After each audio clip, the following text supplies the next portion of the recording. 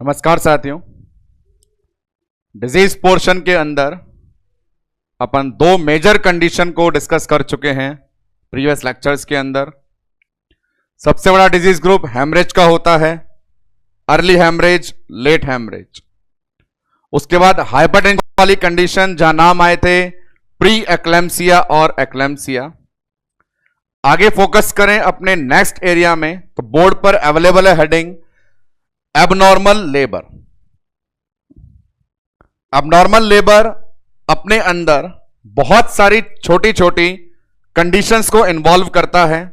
नाम आते हैं prolonged labour, obstructed labour, precipitate labour, preterm labour, माल प्रेजेंटेशंस।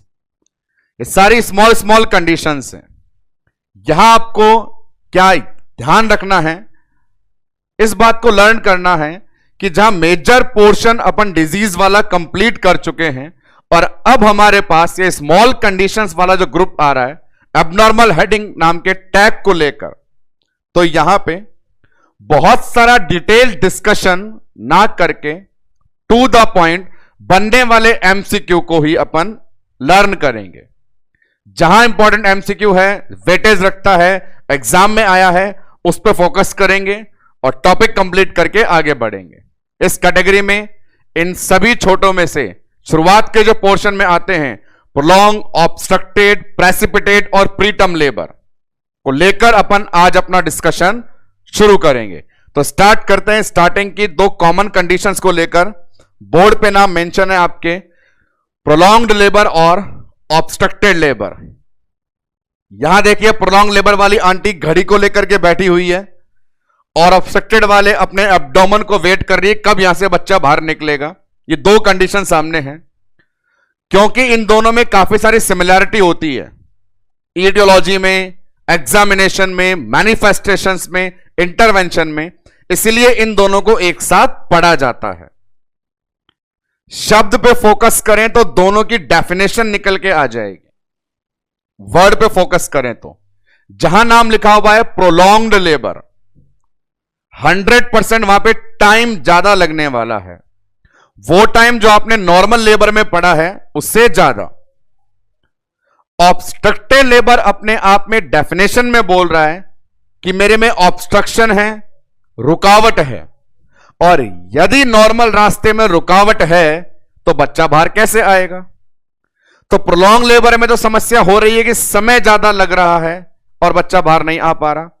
ऑब्स्ट्रक्टेड लेबर में समस्या है कि रुकावट के कारण फीटस डिलीवरी नहीं हो पा रही। अब बात करते हैं इनकी डेफिनेशन से ही बनने वाले एमसीक्यू को लेकर। ऑब्स्ट्रक्टेड लेबर की परिभाषा से एमसीक्यू नहीं बनता, प्रोलॉन्ग लेबर की परिभाषा से एमसीक्यू एक बनता है। मोस्ट कॉमन है, वो आपको लर्न होना ही चाहिए।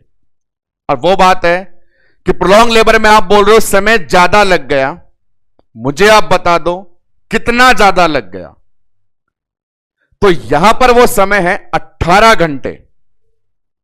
18 घंटे से ज्यादा समय बच्चे को पैदा होने में लग जाए तो लेबर प्रोलॉन्ग है।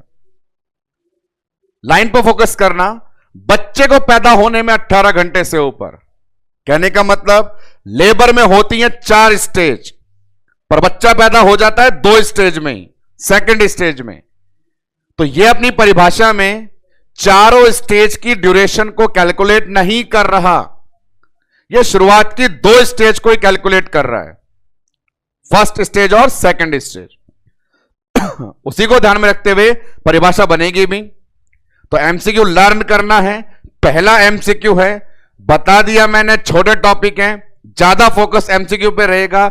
ऑब्स्ट्रक्टेड की परिभाषा से एमसीक्यू नहीं है, प्रोलॉन्ग की परिभाषा से एमसीक्यू है। समय बताना है कितना ज्यादा है, 18 घंटे से ज्यादा है। लेबर की 4 स्टेज का समय नहीं है, 2 स्टेज का समय है। आइए उसे डॉक्यूमेंट करें अपन।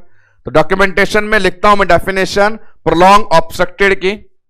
तो प्रोलॉन्ग में आप डेफिनेशन लिखेंगे टाइम। टाइम कितना हो गया, मोर देन 18 आवर, और लेबर की फर्स्ट प्लस सेकंड स्टेज के अंदर समय 18 घंटे से ज्यादा लग जाए तो वो प्रोलॉन्ग लेबर है। और आज की सुबह का ये हमारा पहला एमसीक्यू है। बात करें ऑब्स्ट्रक्टेड की तो क्या कहना चाहेगा? ऑब्स्ट्रक्टेड बोलता है कि लेबर करने के लिए जो चाहिए वो सब है। और लेबर की शुरुआत कैसे होती है तो आपको पता होना चाहिए। नॉर्मल लेबर में अपन ने पढ़ा है कि लेबर का नाम कॉन्ट्रैक्शन है, तो यहां पे लेबर के लिए जो चाहिए वो है, मतलब कॉन्ट्रैक्शन है, फिर भी किसी रुकावट के कारण बच्चा बाहर नहीं आ पा रहा, तो क्या कहेंगे? देखिए, delivery not possible, delivery not possible even after good contraction. Delivery possible नहीं हो रही जबकि कॉन्ट्रैक्शन वहां पे क्वालिटी वाले हैं। कई बार ऐसा होता है कि ये समस्या होती है, लेबर नहीं हो रहा। क्यों नहीं हो रहा? लेबर पेन नहीं आ रहे, लेबर पेन नहीं आ रहे, बाहर से ऑक्सीटोसिन लगा दो, सीखा है अपन ने। पर यहां पे क्या बोल रहा है? कॉन्ट्रैक्शन में कमी नहीं, ऑक्सीटोसिन में कमी नहीं, धक्के मारने में कमी नहीं, पर किसी रुकावट के कारण लेबर पूरा नहीं हो पा रहा। तो हमारे पास सिंपल मीनिंग को लेकर आ रहे हैं दोनों अपने अपने शब्द, प्रोलॉन्ग और ऑब्स्ट्रक्टेड लेबर। यहां पे आपसे मैं एक सवाल पूछूं कि दोनों में से ज्यादा हालत खराब किसकी है? एक जिसको समय ज्यादा लग रहा है, दूसरा जिसमें कॉन्ट्रैक्शन आने के बावजूद बच्चा बाहर नहीं आ रहा। तो जवाब देंगे ऑब्स्ट्रक्टेड में हालत ज्यादा खराब है। भाई प्रोलॉन्ग में जो समय ज्यादा लग गया कोई बात नहीं, 6 घंटे नहीं 20 घंटे में हो जाएगा, पर ऑब्स्ट्रक्टेड में धनाधन कॉन्ट्रैक्शन आ रहे हैं, जान निकाल रहे हैं, पर बच्चा नहीं निकल रहा है। That's it. अब बात करें किताबों में प्रोलॉन्ग लेबर की, और भी बहुत सारी परिभाषाएं बनाई गई है। उन परिभाषाओं से कंपटीशन का एमसीक्यू तो नहीं बना है, पर वो कंटेंट में हमें शामिल करनी है, इसलिए मैं भी कर रहा हूं। प्रोलॉन्ग लेबर की बहुत सारी और परिभाषाएं जो दी गई हैं लेटेंट फेस के आधार पे, सर्वाइकल डायलेशन के आधार पे, हेड के डिसेंट के आधार पे। 3 और परिभाषाएं प्रोलॉन्ग लेबर की है, सुन लीजिए, देख लीजिए। कंपटीशन का एमसीक्यू नहीं बनता तो मैं भी जोर देने के लिए नहीं बोल रहा हूं, पर 3 आधार पे और 3 परिभाषाएं हैं। क्या है वो? सामने बोर्ड पे प्रेजेंट है, देखें उन्हें, मैंने अरेंज कर रखा है। लेटेंट फेस के हिसाब से, सर्वाइकल डायलेशन के हिसाब से, हेड डिसेंट के हिसाब से। लेटेंट फेस, ये जो सारे पीएम है, ये हमारे नरेंद्र मोदी प्राइम मिनिस्टर बिल्कुल भी नहीं है, ये प्राइमी पैरा और मल्टी पैरा है।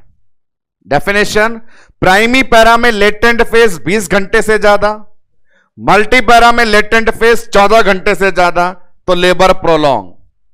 सर्वाइकल डायलेशन, प्राइमी पैरा में 1 सेंटीमीटर पर आवर से कम, मल्टी पैरा में 1.5 सेंटीमीटर पर आवर से कम, प्रोलॉन्ग लेबर। हेड का डिसेंट, प्राइमी पैरा में 1 सेंटीमीटर पर आवर से कम, मल्टी पैरा में 2 सेंटीमीटर पर आवर से कम, लेबर प्रोलॉन्ग। तो 3 और बेस बताए गए जिनसे प्रोलॉन्ग लेबर को डिफाइन किया जाता है। अब आते हैं आगे इटियोलॉजी वाले पोर्शन पे। तो इटियोलॉजी वाले पोर्शन पे जब हम आते हैं तो वहां एक समझने वाली बात यह आती है कि कारण क्या रहा। तो पहले वहां पे बताया जाता है एक सिस्टम है 4P 3P 2P। इटियोलॉजी थोड़ी इंटरेस्टिंग है।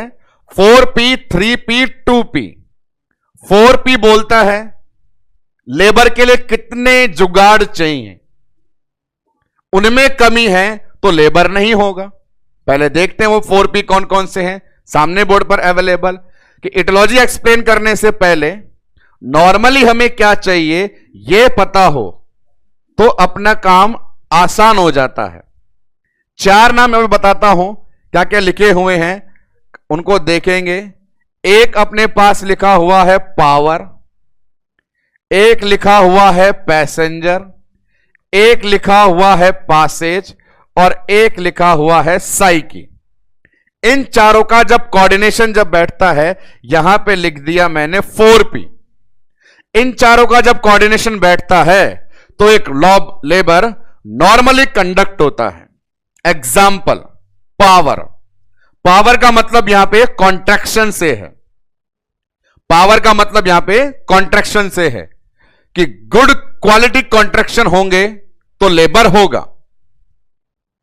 पैसेंजर का मतलब बच्चे से है, जिसे यात्रा करनी है, यूटेराइन कैविटी से निकल के पेल्विक कैविटी में, पेल्विक कैविटी से निकल के बाहर की दुनिया में रास्ता तय करने वाला जो यात्री है उसका नाम पैसेंजर है।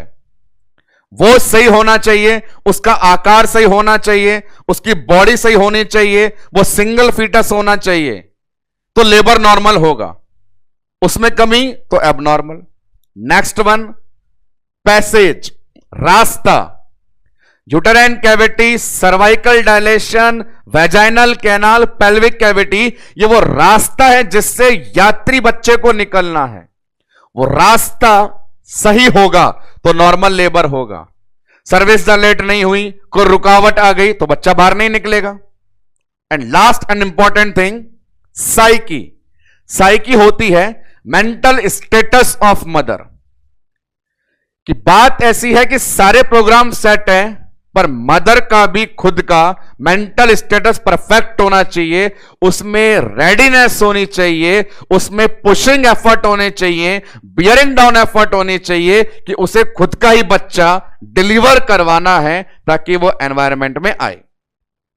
इन चार का जब कोऑर्डिनेशन है बैठता तो एक लेबर नॉर्मल कंडक्ट होता है।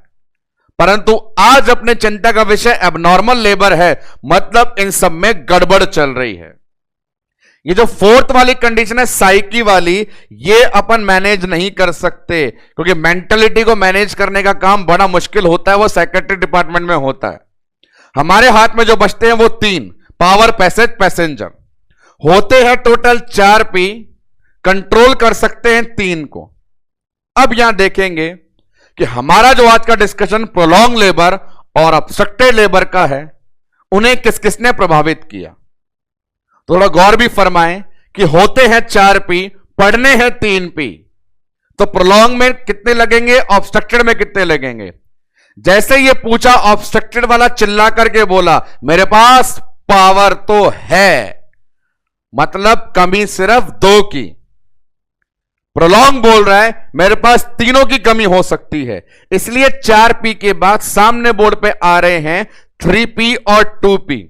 यहां देखें नजारा, प्रोलॉन्ग बोला कि 4 पी होते हैं, एक बस में नहीं होता साइकी, बाकी तीनों में गड़बड़ हो सकती है, तो प्रोलॉन्ग की इटियोलॉजी क्या हो गई, 3 पी। ऑब्स्ट्रक्टेड बोल रहा है पावर की कमी नहीं है मेरे पास, तो मेरे पास कितने बचे, 2 पी। यहां पे मैं उनके नाम मेंशन करना भी चाहूं तो बड़ा इजीली मेंशन है, देख लीजिए। 3 पी में 3 आ गए, कौन कौन आ गए, पावर आ गया, पैसेज आ गया और पैसेंजर आ गया। तीनों में समस्या हो सकती है और लेबर प्रोलॉन्ग हो सकता है। ऑब्स्ट्रक्टेड ठोक बजा के बोलेगा मेरे पास पावर है, तो कमी सिर्फ किस किस की हो सकती है, पैसेज की और पैसेंजर की। तो इस इटियोलॉजी के डिस्कशन से हमें क्या शिक्षा मिलती है, वो ये मिलती है लेबर के लिए कितने पी, 4 पी। कितने कंट्रोल कर सकते हो, 3 पी। प्रोलॉन्ग के कारण कितने, 3 पी। ऑब्स्ट्रक्टेड के कारण कितने, 2 पी। तो यहां पे इनसे भी सवाल बन सकता है, बनता ज्यादा बना नहीं है तो मैंने भी नहीं बनाया, बन सकता है, वो कह रहा हूं आपको कि 3 पी और 2 पी बेसिक इटियोलॉजी आपसे पूछी जा सकती है। अब ये जितने भी पी हैं इनकी समस्या अपन 1 बाय 1 सुनते हैं कि पावर में क्या कमी आ सकती है, पैसेज में क्या कमी आ सकती है और पैसेंजर में। हर एक को इंडिविजुअल डिस्कस करेंगे इटियोलॉजिकल पोर्शन में क्या क्या कमियां हैं।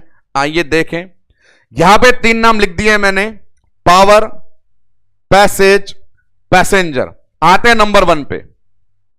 भाई पावर में क्या कमी हो, बस यही कमी हो कि पावर में कमी हो। पावर में क्या कमी हो, यही कमी हो कि पावर में कमी हो। पावर का मतलब क्या था, कॉन्ट्रैक्शन से।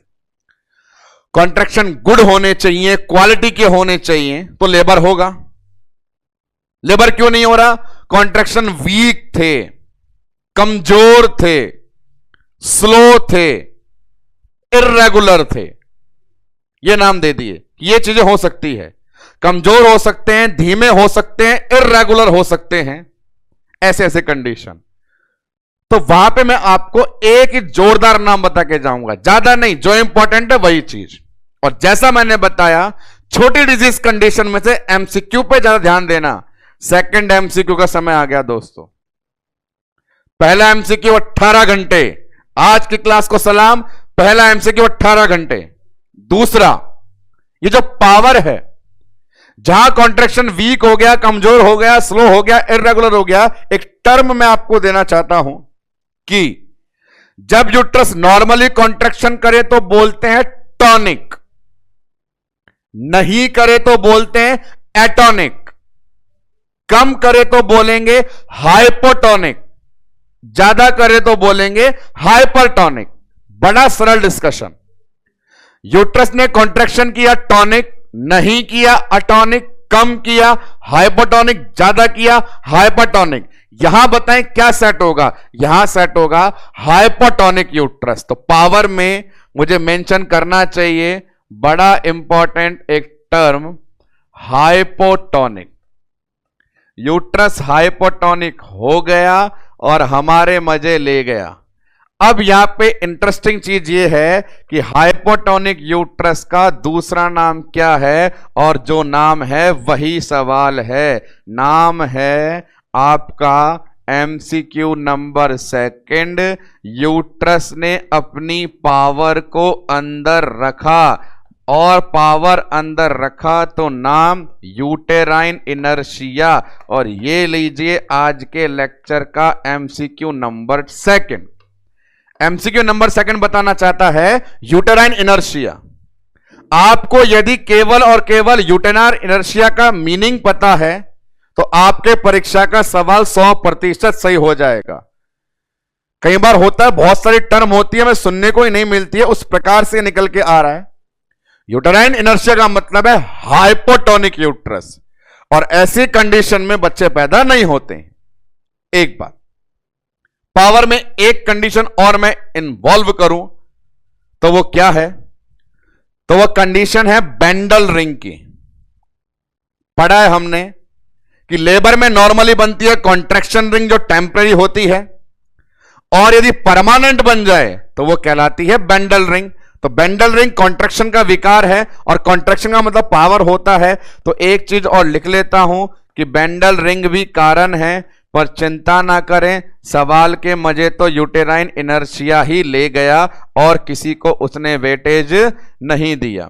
तो ये कमी अपन ने पढ़ी पावर में, सवाल ठोक के बनाया यूटेराइन इनर्शिया से। आगे कार्रवाई बढ़ाई जाए, समस्या नहीं सुनाई जाए। पैसेज, पैसेज का मतलब रास्ता है। रास्ते में यूट्रस में बच्चा है तो यूटेराइन, सर्विक्स अगला रास्ता है तो सर्वाइकल, उससे नीचे वेजाइना है तो वेजाइनल, उससे नीचे पेल्विस है तो पेल्विक। इन सब की रुकावटों ने बच्चा रोक लिया। पैसेज रास्ता, रास्ते की रुकावटों ने बच्चा रोक लिया और लेबर नहीं कर पाया। यहां पर इंटरेस्टिंग चीज, एबनॉर्मल लेबर का दूसरा नाम होता है डिस्टोशिया। टर्म याद करिए नॉर्मल लेबर से, normal labour eutocia, abnormal labour dystocia. तो जिसने भी रोका उसने अपन बोल देंगे एबनॉर्मल लेबर किया। यूट्रस ने रोका यूटेराइन डिस्टोशिया, सर्विक्स ने रोका सर्वाइकल डिस्टोशिया, वेजाइना ने रोका वेजाइनल डिस्टोशिया, पेल्विस ने रोका पेल्विक डिस्टोशिया। जिसने रोका उसके कारण एबनॉर्मल लेबर। तो टर्म आएगी, एमसीक्यू नहीं पर टर्म जरूर आएगी। तो पैसेज में शामिल है अपने पास यूट्रस ने रोका तो यूटेराइन, सर्विक्स ने डराया तो सर्वाइकल, वेजाइना ने घबराया तो वेजाइनल, और पूरा पेल्विस दुश्मन बन गया तो पेल्विक। और चारों ने क्या किया? चारों ने एबनॉर्मल लेबर किया। नाम क्या दे दिया? डिस्टोशिया, एबनॉर्मल लेबर किया। चलिए, ये टर्मिनोलॉजी आई हमारे पास। समस्या थी रास्ते की। अब बात करेंगे सीधी रास्ते के मुसाफिर की। वो क्या समस्या लेके आ सकता है? पैसेंजर। तो बच्चे में देखिए, बच्चा यदि बड़े आकार का हो, बड़े आकार का बच्चा डिलीवर होने में प्रॉब्लम करेगा। चलिए माना कि बच्चा पूरा बड़ा नहीं है, सिर्फ सिर बड़ा है, हाइड्रोसिफेलस, तो भी दिक्कत करेगा। चलिए माना कि बच्चा ना बड़ा है ना सर बड़ा है, पर बच्चे दो हैं, तो दोनों लड़ते रहेंगे, लॉक कंडीशन हो जाएगी। या फिर बात करें बच्चा ट्रांसवर्स लाइन में हो, नीचे ना सर आया ना बटक आया, नीचे रह गया खाली, नीचे कुछ है ही नहीं, तो बच्चा निकलेगा कैसे? यह कंडीशन बच्चे की कमी है, और बच्चे की कमी है तो बच्चा यात्री है, उस रास्ते से गुजरने वाला। कमी किसकी? पैसेंजर की। क्या समस्याएं बोली? बच्चे का आकार बड़ा, बिग साइज, बच्चा नहीं पूरा बड़ा, सिर बड़ा, हाइड्रोसिफेलस। अरे मारो गोली दोनों को, दोनों बड़े नहीं बच्चे दो, तो नाम ट्विंस। और सब कुछ सही तो बच्चे की लाइफ चेंज, ट्रांसवर्स। तो ये सब इटियोलॉजी हो गई हमारे पास पैसेंजर की।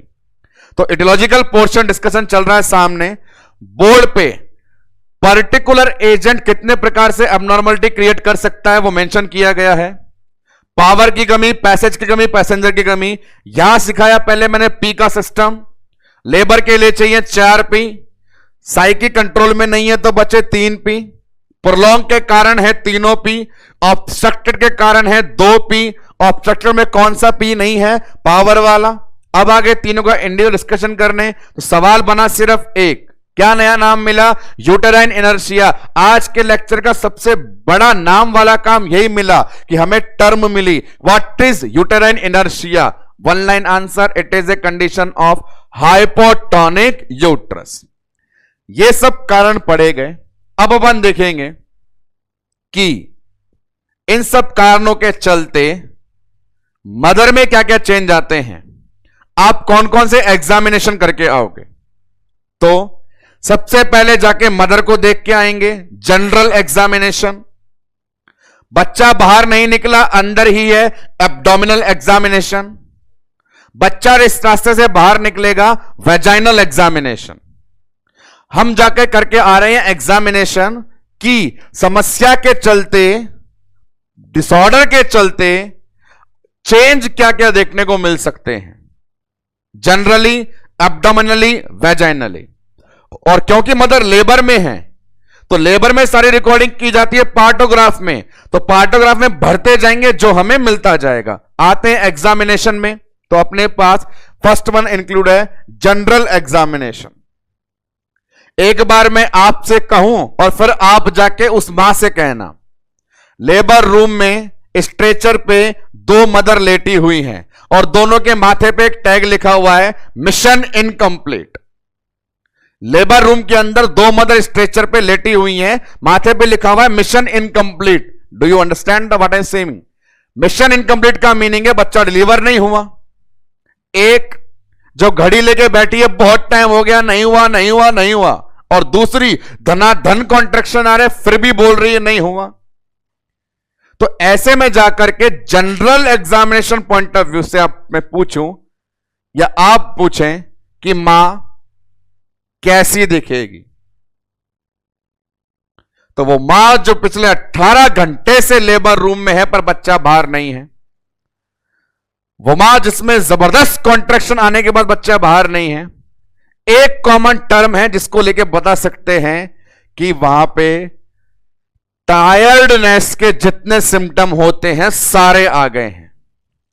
जनरल एग्जामिनेशन में एक शब्द लिख करके भी बात खत्म की जा सकती है कि मां कैसे दिखेगी? टायर्ड दिखेगी। तो it involve symptom of tiredness. अब एक थके हारे इंसान के या मां के लक्षण क्या होते हैं ये आप इजीली बता पाओ। भरा काम किया होगा। क्या आपने जिंदगी में कोई थकान भरा काम किया है? याद करो उस लम्हे को, उस दौर को जब आप बहुत महान काम करके आए हो।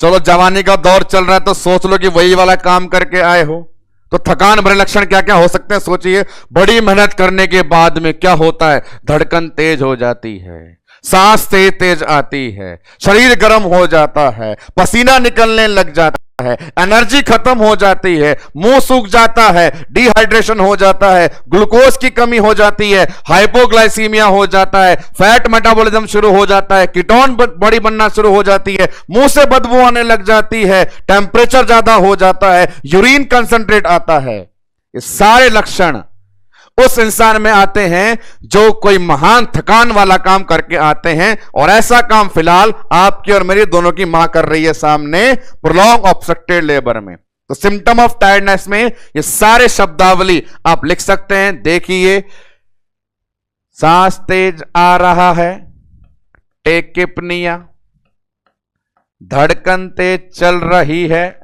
टेकीकार्डिया, बहुत पसीना बह गया, डायाफोरोसिस, पानी की कमी हो गई, डिहाइड्रेशन, अरे पानी की क्या कमी, ग्लूकोज की कमी हो गई, हाइपोग्लाइसीमिया, एनर्जी के लिए कौन बड़ा, फैट गई, और फैट जली तो क्या बन गई, कीटोन बॉडी हो गई।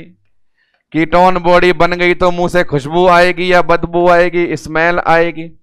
मेहनत करने से बॉडी का टेम्परेचर क्या हो गया, ज्यादा हो गया, और यूरिन करने गए तो पानी शरीर में पहले नहीं है, यूरिन कंसंट्रेट हो गया। तो इतने सारे मल्टीपल सिम्टम सिर्फ एक नजारा है जिसके लिए कॉमन टर्म बोल सकते हैं सिंपल ऑफ टायर्डनेस। इसे जानने से क्या ज्ञान मिलेगा कि इस मदर का जब जनरल एग्जामिनेशन के अकॉर्डिंग जनरल मैनेजमेंट करना होगा तो जैसे लक्षण वैसा इलाज। कैसे?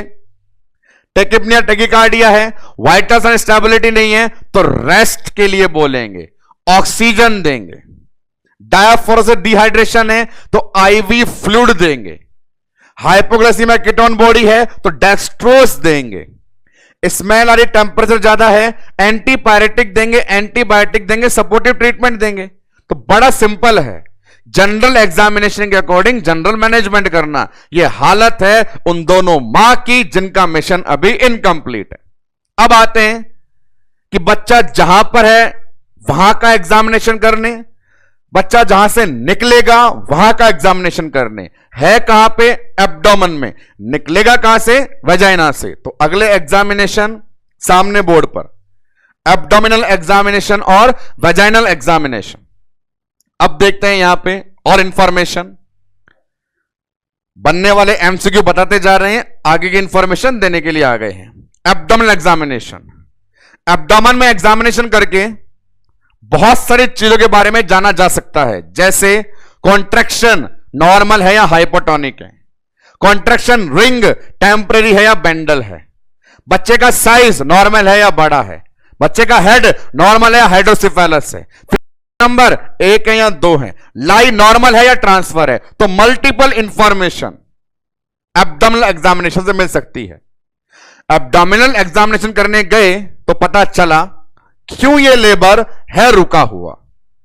हजार बातें बताने की, सुनाने की, समझाने की, पर एक बात ऐसी जो सबसे भारी, बच्चा जब तक अंदर है तो वहां पे सुनने हैं उसके हार्ट साउंड, हार्ट रेट, वो मिलेगी अपने को एब्डोमिनल एग्जामिनेशन से।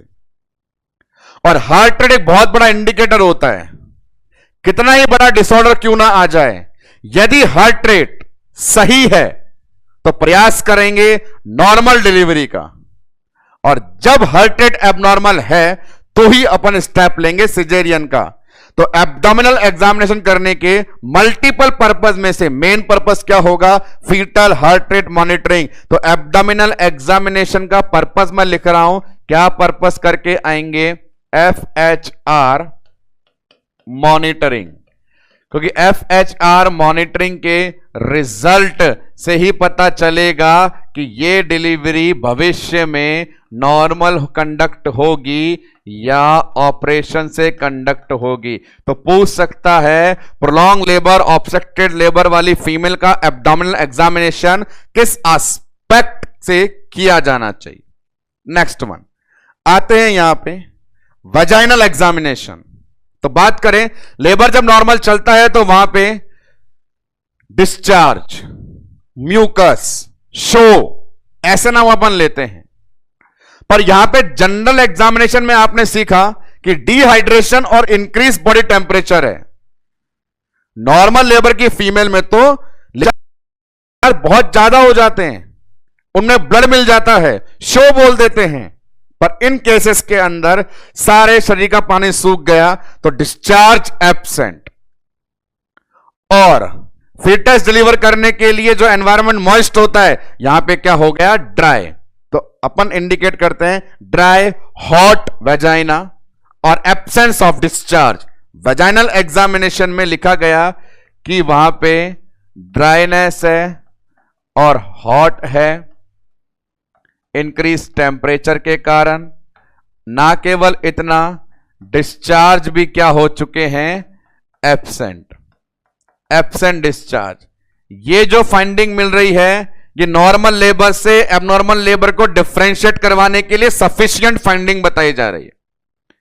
यहां पे एक स्पेसिफिक इंफॉर्मेशन और मिलती है जिसे कहते हैं कर्टेन साइन।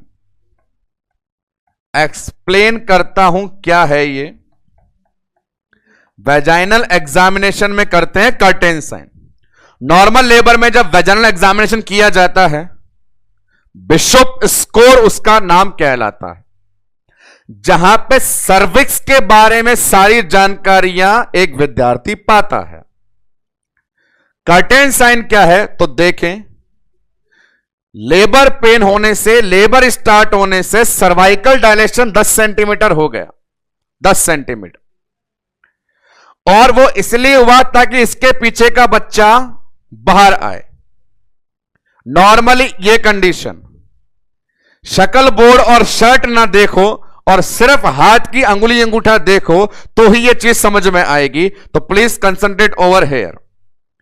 अंगूठा अंगुली पास में है, सर्विक्स बंद, खुली, बंद, खुली, समझ में आया। अब ये बंद है, बंद है, पीछे ये आया बच्चा और ये खुल गई। ये इसलिए खुली ताकि बच्चा बाहर जाए, पर बच्चा बाहर नहीं जा रहा क्योंकि या तो कॉन्ट्रैक्शन धमाकेदार नहीं आ रहा या रास्ते में रुकावट है। तो ये जो सर्विक्स है, ये देखो ऊपर सर्विक्स की मांसपेशियां फड़फड़ा रही है कि हम खुले 10 सेंटीमीटर हुए तेरे लिए और तू बाहर नहीं निकला। तो वहां पे कुछ समय बाद ये मसल्स लूज हो जाएंगी और लूज होकर देखिए ऐसे हैंग हो गई, लटक गई। अंगूठा अंगुली अभी भी आपस में टच नहीं हुआ।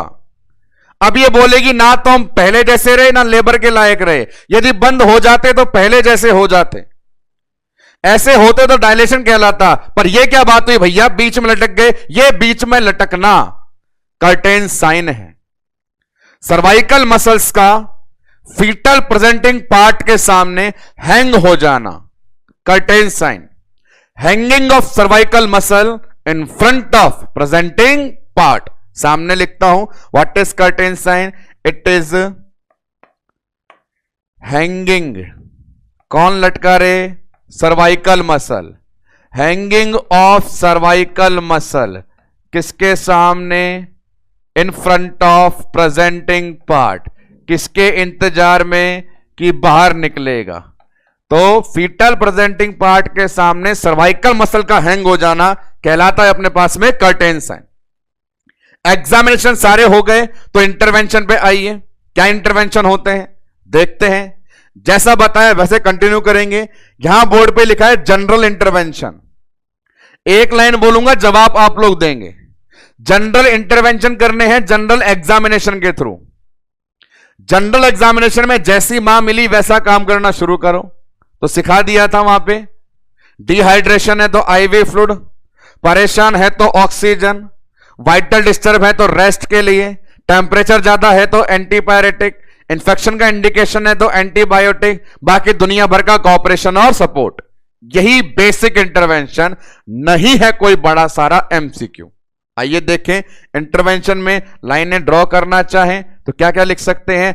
आप मदर को बोले रेस्टिंग के लिए, वहां पे सपोर्ट दें ऑक्सीजन का, एडमिनिस्ट्रेशन करें आईवी फ्लूइड का, एडमिनिस्ट्रेशन करें डेक्सट्रोज का, और दवाई की दुकान खोलनी हो तो बुखार के लिए दे दे एंटीपायरेटिक, संक्रमण के चांस हो तो एंटीबायोटिक, लेकिन आपका सबसे बड़ा धर्म चलेगा जब आप मदर को करेंगे कंप्लीट सपोर्टिव मैनेजमेंट। तो ये जनरल इंटरवेंशन। अब आते हैं फाइनल पोर्शन पे, जहां पे नाम मिलेगा कुछ ऐसा स्पेसिफिक इंटरवेंशन। जैसा मैंने कहा जहां एमसीक्यू आएगा वहां रुक करके 10 बार चिल्ला करके मास्टर आपको बताएगा। 2 एमसीक्यू बता दिया 18 घंटे और यूटेराइन इनर्शिया। अब सारे एमसीक्यू यहां से हैं, बड़ा इंटरेस्टिंग है। स्पेसिफिक इंटरवेंशन बोलेगा जैसी समस्या वैसा इलाज। कारण याद कर लो 4P 3P 2P। जैसी समस्या वैसा इलाज। कॉन्ट्रैक्शन स्लो हो गया ऑक्सीटोसिन, बच्चा बड़ा हो गया सिजेरियन। तो ऐसे करके कई सारे टू द पॉइंट इंटरवेंशन किए जाते हैं। जितनी लाइन बोर्ड पे अब आएगी, 5 आई तो 5 एमसीक्यू, 10 आई तो 10 एमसीक्यू, 1 आई तो 1 एमसीक्यू कंफर्म लेके जाएगी। जैसे बात करें नंबर 1, यदि समस्या चल रही हो ये वाली कि कॉन्ट्रैक्शन कैसा था, वीक था, या मैंने कहा ये वाली कंडीशन कौन सी थी, इनर्शिया, तो ये बात तो नर्सिंग वाला बच्चा रटकर हमेशा है आता कि स्लो कॉन्ट्रैक्शन में ऑक्सीटोसिन ही है हमारा विधाता। तो ऐसी कंडीशन देख करके तुरंत प्रभाव से इंटरवेंशन का नाम क्या लिखोगे, injection of oxytocin. Next one. अब ये बात हो गई। बात नंबर 2 करें।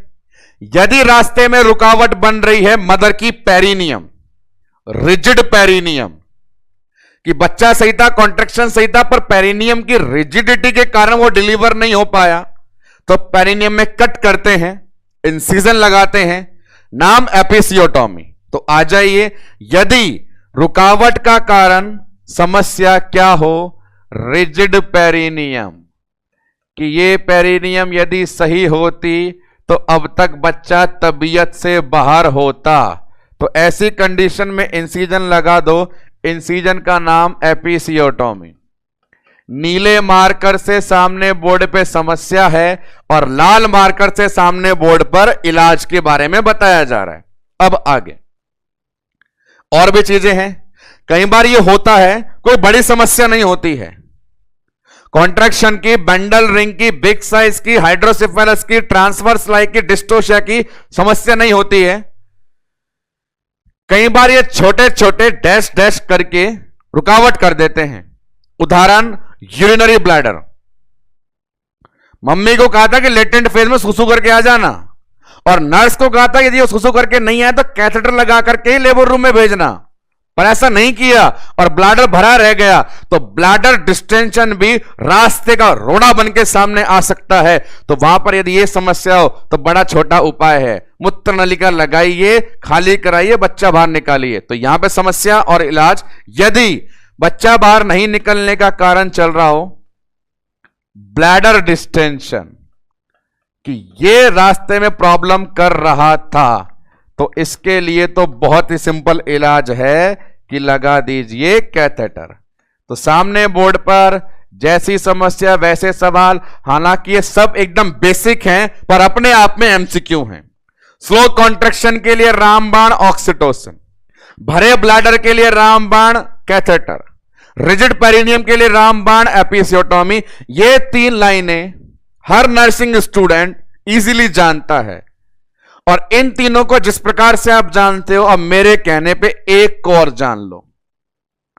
धीमे कॉन्ट्रैक्शन में ऑक्सीटोसिन लगाना आपको याद है, भरे ब्लैडर में पेशाब नली लगाना आपको याद है, और मेरे कहने पे याद कर लो मैटरनल डिस्ट्रेस होने पे अपन फॉर्सेप्स वेंटोस यूज करते हैं। एक चीज मेरे कहने पे कि कंडीशन ऑफ मैटरनल डिस्ट्रेस, तो आपके लिए चॉइस होगा फॉर्सेप्स या वेंटोस। एक मेरे कहने पे याद कर लें कि हमारे पास समस्या चल रही थी मैटरनल डिस्ट्रेस, मैटरनल डिस्ट्रेस का मतलब होता है वाइटल साइन अल्टरेशन। तो वहां पे आपको इलाज में करना है किसका इस्तेमाल? फॉरसेप्स का, या इसका अल्टरनेटिव होता है वेंटोस। एक चीज। अब आते हैं लास्ट में, ये तो था छोटी समस्याओं का इलाज। अब एक बड़ी चीज, यदि समस्या बड़ी हो, लाइलाज हो, बेंडल रिंग हो, uterine cervical vaginal pelvic dystocia हो, बिग साइज बेबी हो, हाइड्रोसेफेलस हो, ट्रांसवर्स लाई हो, लॉक ट्विंस हो, उन सब कंडीशन में हाथ खड़े हो जाते हैं इन सब के। तो जब सबके हाथ खड़े हो जाते हैं तो सिजेरियन ही एकमात्र इलाज बचता है। तो एक लाइन लिखेंगे कि खतरनाक समस्याओं को कौन है संभालता। स्पेसिफिक में लिखा ऑल सीवियर प्रॉब्लम, जितनी भी बची कुची खतरनाक समस्याएं हैं उनके इलाज के लिए एक ही अपने पास चॉइस ऑफ ट्रीटमेंट है, नाम है सिजेरियन। तो ये अपने पास स्पेसिफिक इंटरवेंशन की एक बेला है, जहां पर हर किसी समस्या को मिला उसका समाधान है। वीक कॉन्ट्रैक्शन का रामबाण ऑक्सीटोसिन, टाइट पेरिनियम का एपिसियोटोमी, भरे ब्लाडर का कैथेटर, मैटरनल डिस्ट्रेस का फॉरसेप्स और बची कुची का सिजेरियन। इन सब में शुरू के 3 आपको अच्छे से याद है, तो मेरे कहने पे आज का तीसरा एमसीक्यू याद कर ले। पहला एमसीक्यू 18 घंटे, दूसरा एमसीक्यू यूटेराइन इनर्शिया, और तीसरा एमसीक्यू कि what is the ideal indication to use forceps delivery. The answer is maternal distress. इस टेबल को समझना चाहो तो यह देखना, स्पेसिफिक इलाज तभी देते हैं जब स्पेसिफिक समस्या हो। कहने का मतलब सब कुछ सही था, केवल कॉन्ट्रैक्शन कम था तो ही ऑक्सीटोसिन, सब कुछ सही था केवल पेरिनियम टाइट थी तो ही एपिसियोटोमी। यदि ऐसा चल रहा हो कि लॉक ट्विंस है और कॉन्ट्रैक्शन भी कम है, लॉक ट्विंस है और कॉन्ट्रैक्शन भी कम है, तो वहां पे ऑक्सीटोसिन काम नहीं आएगा, लॉक ट्विंस के बेस पे आंसर सिजेरियन जाएगा। तो ये अपने पास एक पैटर्न ऑफ ट्रीटमेंट। इसके बाद एक बार कभी कभार यह भी होता है कि इन प्रोलॉन्ग और ऑब्स्ट्रक्टेड की समस्या के चलते बच्चे का यूटेराइन कैविटी में ही देहावसान, डेथ हो जाती है। यदि बच्चे की डेथ बिना डिलीवरी के अंदर ही हो जाए तो वो डेथ शायद इसीलिए हुई क्योंकि वो बाहर नहीं आ पा रहा था। ऐसे में उसे डिस्ट्रक्टिव ऑपरेशन से निकालते हैं, जो आपको सेपरेटली पढ़ाया जाएगा। खत्म करते हैं इस कंटेंट को बता करके इस सेगमेंट में नाम लिखा है कॉम्प्लिकेशन। बहुत सारी मल्टीपल कॉम्प्लिकेशन है, पर यहां नाम लूंगा उन 2 का जो एग्जाम में कॉमनली आस्क होकर के सवाल बना लेती है। एक नाम है RVF और दूसरा नाम है VVF। कई सारे रुकावटें और कई सारे कॉन्ट्रैक्शन की कमी के चलते जो पेल्विक कैविटी में डिलीवरी बर्थ कैनाल का पाथवे है उसमें अड़ोसी पड़ोसी से यह कनेक्शन बन जाता है, जो कनेक्शन क्या कहलाता है, ये देखो, रेक्टो वेजाइनल फिस्टुला। रेक्टम हमारा पीछे वाला पड़ोसी था। आगे सुनो, वेसिको, वेसिको मतलब यूरिनरी ब्लैडर, ये आगे वाला अड़ोसी था। और फिस्टुला का मीनिंग होता है एबनॉर्मल कनेक्शन। तो इस प्रकार के 2 most common complication base arise हो सकते हैं हमारे इस कंडीशन प्रोलॉन्ग और ऑब्स्ट्रक्टेड से।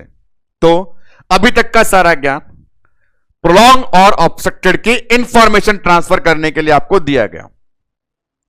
बनने वाले सॉलिड 3 एमसीक्यू बता दिए गए और एबनॉर्मल लेबर के स्टार्टिंग में यूज आने वाले 2 लेबर्स को अपन ने देखा। क्या क्या देखा, एक बार गो थ्रू हो जाए। तो अपन ने बात करी प्रोलॉन्ग ऑब्स्ट्रक्टेड की, मीनिंग देखा, मीनिंग में बोला ऑब्स्ट्रक्टेड की परिभाषा से सवाल नहीं, 18 घंटे जिंदाबाद, लेबर के 4 नहीं 2 स्टेज। आगे बात करी प्रोलॉन्ग लेबर की 3 परिभाषा और होती है, सवाल नहीं बनता, आगे चलो। 4P, 3P, 2P सिस्टम समझा और हर P को एक्सप्लेन किया। सवाल वो रहा यूटेराइन इनर्शिया। अब बात करी एग्जामिनेशन की, थकान के सारे लक्षण, इनके अकॉर्डिंग जनरल मैनेजमेंट। एब्डोमेन में जिंदाबाद FHR, वजाइना में कंडीशन क्या, नॉर्मल के कंपैरिजन में डिस्चार्ज नहीं और ड्राइनेस हो गई। बात करी जनरल इंटरवेंशन की, सिंपल है, MCQ नहीं, यहां हर लाइन से MCQ है और इंपॉर्टेंट वन ये लर्न करना है। लास्ट वन करा अपन ने कॉमन कॉम्प्लिकेशंस को लेके। बात करेंगे कंटिन्यूअसली इसी एबनॉर्मल लेबर की कैटेगरी में एक और छोटे सेगमेंट का, सामने बोर्ड पे प्रेजेंट है आपके, प्रेसिपिटस लेबर। प्रेसिपिटस लेबर या प्रेसिपिटेट लेबर सामने अवेलेबल है। एक शॉर्ट कंडीशन है, आज इजीली एक्सप्लेन की जा सकती है। तो आते हैं इसके अंदर पढ़ने के कंटेंट पे। प्रेसिपिटेट लेबर का मीनिंग पता होना ही हमारा लक्ष्य है। जिस प्रकार प्रोलॉन्ग ऑब्स्ट्रक्टेड में बहुत ज्यादा समय लगता है, यह फेमस है अपने आप में बहुत कम समय लगने के लिए। आज के लेक्चर में 4 बार रटा चुका हूं 18 घंटे और अब समय आ गया रटने का 2 घंटे। जी हां, जब फीटस की डिलीवरी, पूरा लेबर नहीं, पूरे लेबर में 4 स्टेज होती है, मेरा मतलब फीटस डिलीवरी से, जब फीटस की डिलीवरी 2 घंटे से कम में हो जाए तो वो लेबर प्रेसिपिटेट ही क्यों ना कहलाए। तो ये अपने पास मीनिंग है। इस 2 घंटे के समय के आधार पर सर्वाइकल डायलेशन को भी बताया जाता है। भाई लेबर करने के सर्विक्स तो पूरी डायलेट होनी चाहिए और पूरी डायलेट होती है 10 सेंटीमीटर।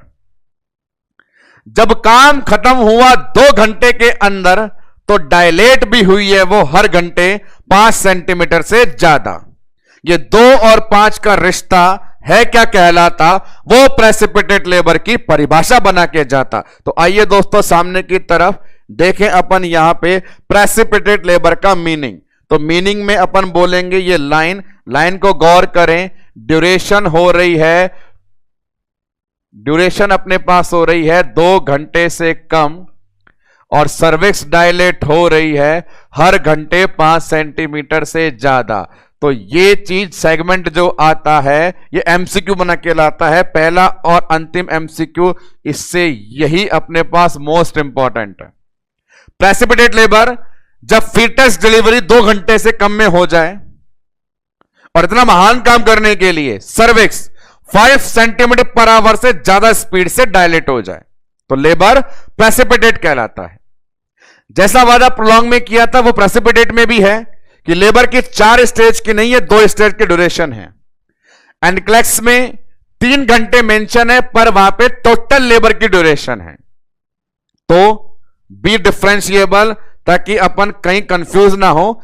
एनक्लेक्स में 3 आवर की ड्यूरेशन कंप्लीट लेबर के लिए बताई गई है प्रेसिपिटेट की, जबकि आंसर हमेशा फीटस डिलीवरी से जाता है तो आंसर देके जाएंगे लेस देन 2 आवर। ये अपने पास एक इंपॉर्टेंट कंडीशन है मीनिंग प्रेसिपिटेट लेबर की। अब मान के चलें ऐसा क्यों हुआ और इससे खतरा क्या है, तो उसको जानने के लिए यहां पे 2 सेगमेंट है, ईटियोलॉजी और रिस्क। यहां से बड़ा सारा कोई MCQ नहीं है पर सिंपल कारण सुने। इतनी जल्दी फटाफट से काम कैसे हुआ, तो कॉन्ट्रैक्शन की सोचो। टॉनिक होंगे, अटॉनिक होंगे, हाइपोटोनिक होंगे, हाइपरटोनिक होंगे। तो बड़ा सिंपल सवाल है कि धुआंधार परफॉर्मेंस चल रही है तो कॉन्ट्रैक्शन भी कैसे, हाइपरटोनिक।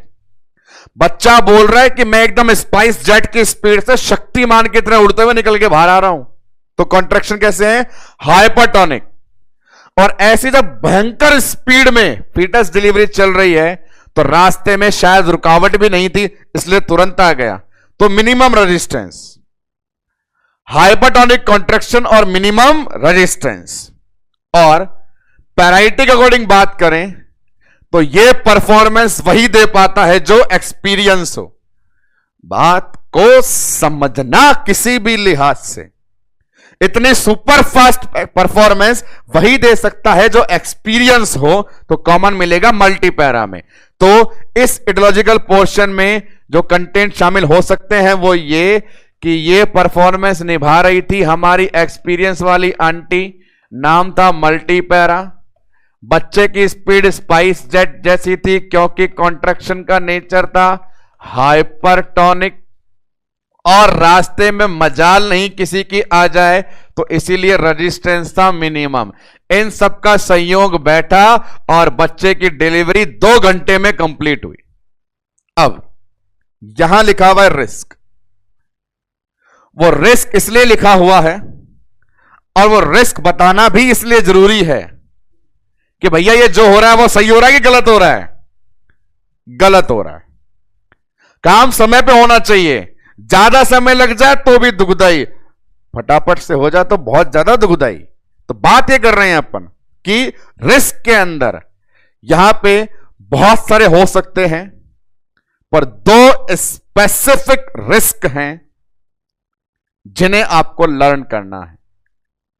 यदि अगले एमसीक्यू बनने की गुंजाइश प्रेसिपिटेट लेबर में कहीं भी है तो वो और कहीं नहीं यही है कि रिस्क बताएं एकदम स्पेसिफिक मदर का और फीटस का। तो हम भी यहां पे आपको स्पेसिफाई करेंगे। एक रिस्क स्पेसिफाई होता है मदर में और दूसरा होता है फीटस में। और मैं तो दुआ करूंगा आप भी कर लेना कि अब की बार यहां से बताया गया सेगमेंट क्वेश्चन के रूप में हमारे लिए निकल करके आए। तो देखें मैटरनल रिस्क क्या है। नॉर्मल लेबर जब चलता है तो पहले बच्चा निकलेगा आराम से, फिर प्लासेंटा निकलेगा, उसके बाद यूट्रस अपनी ब्रीडिंग को कंट्रोल करेगा। यहां पे क्या हो जाए, इतना जल्दीबाजी में काम चल रहा है, इतना जल्दीबाजी में कि आप इससे पूछने भी जाओगे क्या चल रहा है, इसके पास बताने को टाइम नहीं है, बड़ी जल्दी में है। इतनी जल्दी में है, इतनी जल्दी में है कि यूट्रस बच्चे और प्लासेंटा के साथ ही बाहर निकल के आ गया। यूट्रस बच्चे और प्लेसेंटा के साथ ही बाहर निकल के आ गया। बच्चा निकला, फिर प्लासेंटा टूटना था, पर कौन इतना समय खराब करे, वो भी निकल के बाहर आ गया, इनसाइड आउट। वो कॉम्प्लिकेशन कहलाती है इन्वर्जन ऑफ यूट्रस। कंडीशन जानी जाती है इस नाम से, इन्वर्जन ऑफ यूट्रस। जब यूट्रस भी प्लेसेंटा के साथ ही इनसाइड आउट बाहर निकल के आ जाए, इन्वर्जन ऑफ यूट्रस कहलाता है। ये मोस्ट इंपॉर्टेंट मैटरनल कॉम्प्लिकेशन है हमारे प्रेसिपिटेट लेबर में। बात करें फीटस में, तो फीटस जो इतनी भयंकर स्पीड से आ रहा है, मान के चल लीजिए नॉर्मल ही आ रहा है। नॉर्मल मतलब बच्चे का सिर पहले आ रहा है। नॉर्मल लेबर में आता तो बड़े धीरे धीरे धीरे धीरे धीरे धीरे खिसक करके नीचे आता। और अब की बार क्या होगा, अब की बार आपको क्रिकेट मैच में विकेट कीपर की तरह ऐसे खड़ा रहना पड़ेगा, क्या पता कब कूद के बाहर आ जाए। ऐड आता है ना टीवी में 4G नेटवर्क स्पीड का कि सामने बच्चे ने ब्लिंक करके बाहर आ जाता है, तो पकड़ना पड़ेगा। वहां पे आपको ट्रे लेनी पड़ेगी गॉस से पैडेड, क्योंकि बच्चे का सिर स्पीड से आ रहा है।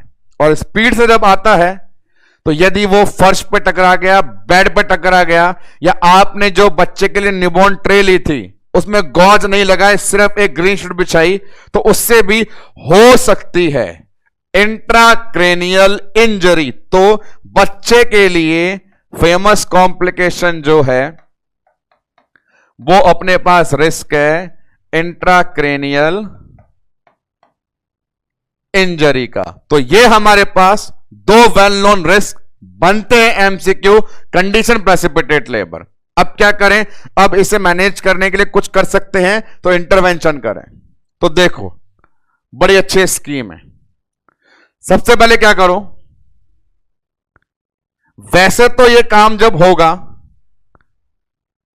2 घंटे में जो पूरा हो रहा है, वो इतना समय देता ही नहीं है कि आप मैनेजमेंट के लिए कुछ कर पाए, सोच पाए। तो कोशिश करो प्रेगनेंसी टाइम में पहचानने की कि इस मदर को प्रेसिपिटेट लेबर का रिस्क हो सकता है या नहीं। कैसे करोगे, पैराइटी से कर लो कि एक फीमेल मल्टीपैरा है या उसमें और ऐसी क्वालिटी है या प्रीवियस हिस्ट्री है, उस बेस पे उसका पहले आइडेंटिफिकेशन करना। वास्तव में यदि किसी को प्रेसिपिटेट लेबर होता है तो मैनेज करने का टाइम नहीं है, इसीलिए कम्युनिटी लेवल पे पहले क्या करने की कोशिश करेंगे आइडेंटिफाई रिस्क फैक्टर। हो जाए तो बढ़िया बात, क्योंकि अस्पताल पहुंचने का समय मिल जाएगा। रिस्क फैक्टर को जानते हुए आप मदर्स का क्या कर दें, हॉस्पिटलाइजेशन। यह बात अलग है यदि आप किसी में रिस्क फैक्टर आइडेंटिफाई नहीं कर पाए तो आपको हॉस्पिटलाइज का समय भी नहीं मिलेगा।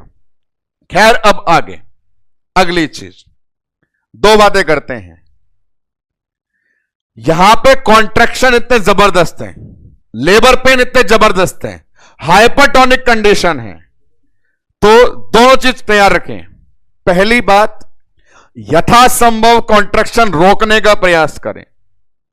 यथासंभव कॉन्ट्रैक्शन रोकने का प्रयास करें टोकोलाइटिक ड्रग्स, और उस टोकोलाइटिक ड्रग्स को देते समय दिमाग में यह भी रखें कि हम ये दवा दे तो रहे हैं कॉन्ट्रैक्शन तोड़ने की, पर कौन भला माई का लाल इस दुनिया में ऐसा है जो लेबर पेन को रोक पाया है। इसीलिए साथ के साथ तैयारी भी रखें डिलीवरी की।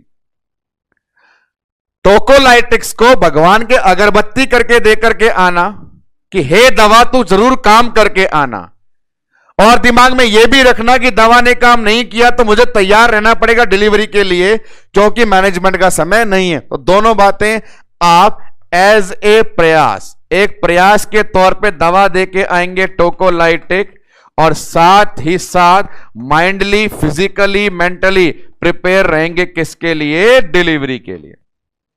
अब चलिए आगे, आप तैयार हैं। अब यहां पे एक इंटरवेंशन और है जो बड़ा इंटरेस्टिंग है, सॉलिड है, इंफॉर्मेशन के लिए है कि टोकोलाइटिक दी और पता चला असर नहीं करी, यह भी पता चल गया लेबर होने वाला है, प्रेसिपिटेट होने वाला है, भयंकर स्पीड में आ रहा है। तो वहां पे क्या काम करना है, एपिसियोटोमी करके आनी है। एपिसियोटोमी करके आनी है। क्यों? तो उसका आंसर तब दे पाएंगे जब आप एपिसियोटोमी का पर्पस जान पाएंगे। पर्पस है, इट इज वांटेड इंसीजन, जबरदस्ती जानबूझ के लगाया गया, to prevent unwanted rupture. It is wanted incision to prevent unwanted rupture. यह बिल्कुल सही है। यदि बच्चे की सुपर स्पीड से पेरिनियम बुरी तरह रप्चर हो जाता तो एक बड़ी कॉम्प्लिकेशन कहलाता। उससे बचाव के लिए हमने साइंटिफिक तरीके से पहले ही काट के बच्चे के लिए रास्ता बना दिया ताकि वो अनवांटेड और बड़ा रप्चर ना करे। तो ये एक सोच समझ करके किया गया बहुत अच्छा इंटरवेंशन है दुर्घटनाओं से बचने के लिए। सड़क के ऊपर जब भी किसी पॉलिटिकल पर्सन की गाड़ी 120 की स्पीड से ऊपर से गुजरती है तो रास्ते में मजाल नहीं किसी के खड़े होने की। क्या होगा, रास्ते में आया तो उड़ा दिया जाएगा, स्पीड ही इतनी होती है। तो इसीलिए यहां पर भी अपने को वांटेड इंसिजन लगाना है अनवांटेड रप्चर बचने के लिए। इस प्रकार का मैनेजमेंट कहलाता है हमने दुर्घटना को बचा लिया, कंजर्वेटिव मैनेजमेंट। तो लास्ट वन इंटरवेंशन मेंशन करना चाहूंगा मैं, एपिसियोटोमी। और एपिसियोटोमी करने से आपने कर लिया बचाव, और बचाव किया तो ये अपने पास हुआ कंजर्वेटिव मैनेजमेंट। और यदि फिर है गुंजाइश सवाल की तो वो इसी से है कि why episiotomy is perform under the management scheme of precipitate labour. Answer क्या जाएगा, as a conservative management to prevent unwanted rupture. तो इसके साथ प्रेसिपिटेट लेबर वाला कंटेंट पूरा होता है। तो आज अपन डिजीज पोर्शन के नेक्स्ट सेगमेंट जो एबनॉर्मल लेबर हेडिंग से आता है उसके दो कंटेंट को लेकर के इस लेक्चर में इंक्लूड किया गया। पहला प्रेसिपिटेट, पहला प्रोलॉन्ग और ऑब्स्ट्रक्टेड, और फिर प्रेसिपिटेट। प्रोलॉन्ग ऑब्स्ट्रक्टेड में पहला सवाल परिभाषा 18 घंटे से, उसके बाद 4P 3P 2P system uterine inertia से। जनरल एग्जामिनेशन के अंदर मदर में टायर के सिम्टम, एब्डोमेन में FHR असेसमेंट और वेजाइना में कर्टेन साइन। इंटरवेंशन जनरल से सवाल नहीं, पर स्पेसिफिक में सवाल ही सवाल। एक वादा किया है आपने मुझसे, भूलना नहीं कि मैटरनल डिस्ट्रेस इंडिकेशन हो तो आंसर फोर्सेप्स डिलीवरी होता है। प्रेसिपिटेट लेबर में आ गए, दो कंडीशन, 2 घंटे से कम, 5 सेंटीमीटर से ज्यादा। ये लिखा हुआ आप लोगों ने कि टाइम लगता है अपने पास में 2 सेंटीमीटर से कम और डायलेशन 5 से ज्यादा। नेक्स्ट वन, कारण नहीं खतरे बहुत इंपॉर्टेंट। मां को खतरा, यूट्रस भी साथ चला, बच्चे को खतरा कि कहीं खोपड़ा ना फटा। इंटरवेंशन सारे जनरल हैं, पर लास्ट में किया गया इंटरवेंशन बड़ा इंपॉर्टेंट है एज ए कंजर्वेटिव मैनेजमेंट। तो आज के लेक्चर में एबनॉर्मल लेबर के ये जो 2 टॉपिक लिए गए, इनके साथ ही अपन विराम देंगे। अभी इस एबनॉर्मल लेबर में हमारे पास जानने के लिए ऐसी और भी बहुत सारी छोटी छोटी टर्मिनोलॉजी रिमेनिंग है, जिनको लेकर के आएंगे अपन कल की सुबह। तब तक के लिए धन्यवाद।